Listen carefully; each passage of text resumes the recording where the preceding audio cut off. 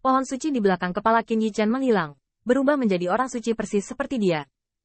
Aku akan meninggalkan jiwa dalam ras manusia, mendiskusikan alkimia denganmu. Ngomong-ngomong, menyempurnakan alkimia ilahi untuk klan kaisar. Semangat primordial Qin Yichen masih tersisa, dan pada saat ini, Lei Qiu menerobos. Mengaum. Tanda seru. Tanda seru. Ketika nyanyian naga bergema, Qin Yichen tiba-tiba mengangkat kepalanya. Kegembiraannya luar biasa. Dan akhirnya, ada naga sejati dari alam kaisar di sampingnya.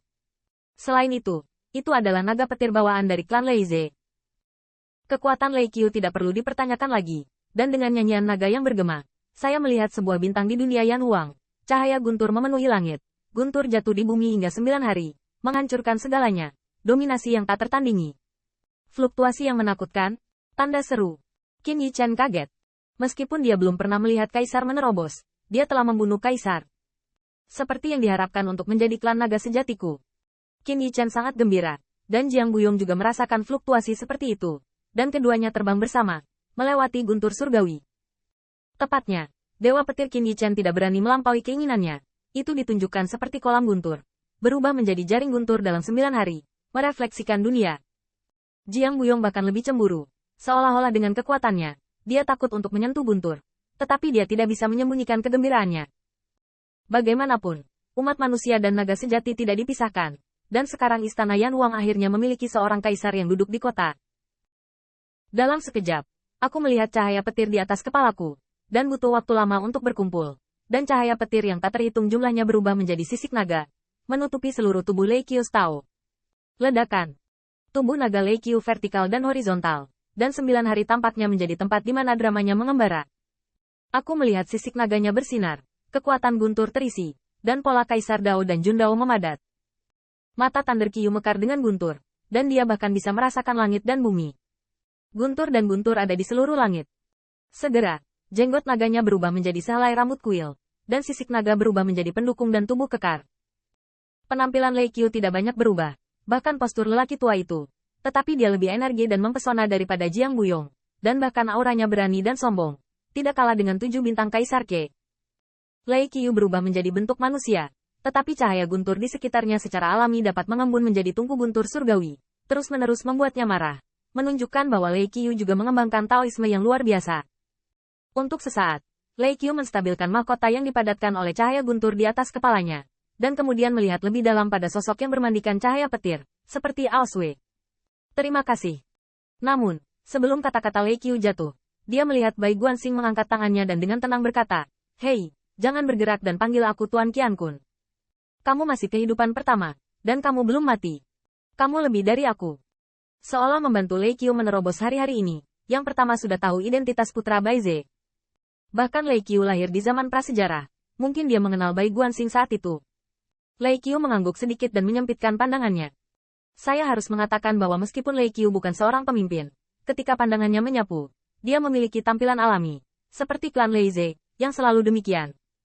Lei Qiu tidak bisa menahan nafas saat dia menyaksikan dua Qin Yichen terbang. Saat aku terbangun dari mimpi, perubahannya sangat besar. Memikirkan kembali ke masa lalu, sudah terlalu lama. Lei Qiu tidak dapat mengingat, hanya hal-hal yang tidak boleh dilupakan.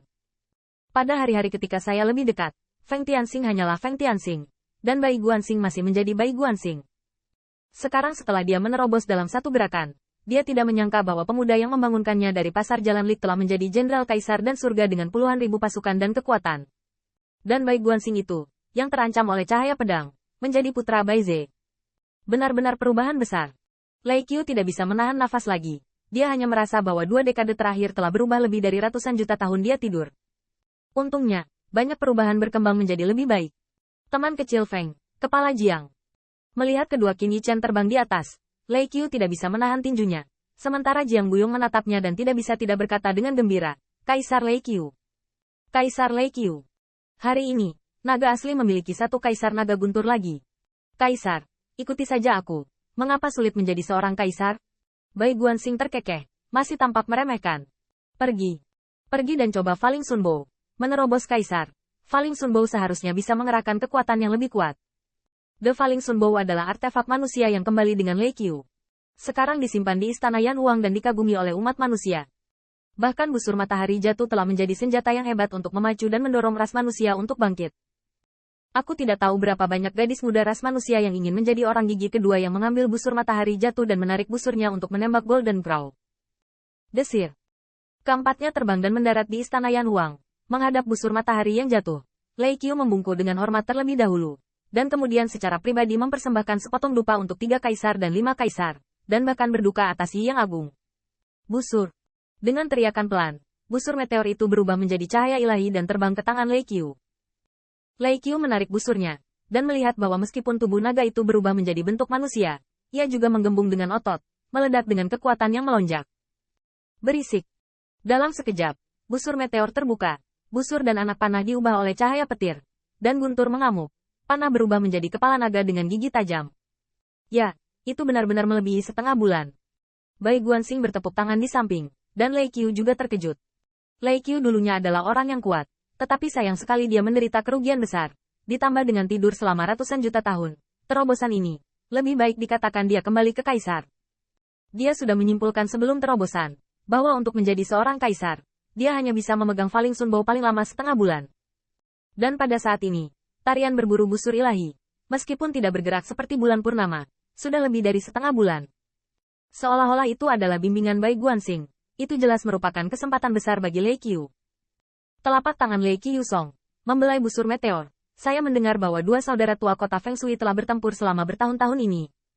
Kerja tim saya dengannya seperti bulan purnama. Hati Qin Yichen terangkat, dan busurnya seperti bulan purnama. Bahkan Kong Wu yang bergegas datang tidak bisa menahan rasa senangnya. Bisakah kamu menembak Golden Crow silang juga? Kong Wu juga membenci Golden Crow silang. Pada saat itu, Dewa Bulan Changxi mengambil langkah untuk membiarkan anak bungsu Gagak Emas 10 menyelamatkan nyawanya. Sekarang Gagak Emas silang tidak terikat oleh perbuatan surgawi. Membunuh yang lain menyukai monster rumput. Lei Qiu mendengar kata-kata itu. Matanya penuh dengan niat membunuh. Gagak Emas silang? Dunia apa dia sekarang? Tanda seru. Sepertinya banyak hal yang terlambat untuk diberitahukan pada Rai Qiu. Jelas, kebencian Lei Qiu terhadap Jinmu silang tidak kalah dengan Kong Wu. Bagaimanapun, 10 gagak emas berubah menjadi 10 matahari yang terik dan membunuh ras manusia yang tak terhitung jumlahnya bagi Kong Wu. Ini hanyalah masa lalu yang menyedihkan. Tetapi bagi Lei Qiu, itu terlihat dengan matanya sendiri. Kong Wu terkejut dan tidak bisa membantu menundukkan kepalanya. Dengarkan nenek moyang klan Dike, Jinmu silang, telah menjadi seorang kaisar. Cheng Di, tanda seru. Ini membuat mata Lei Qiu bersinar, dan Lei cerah dan gelap.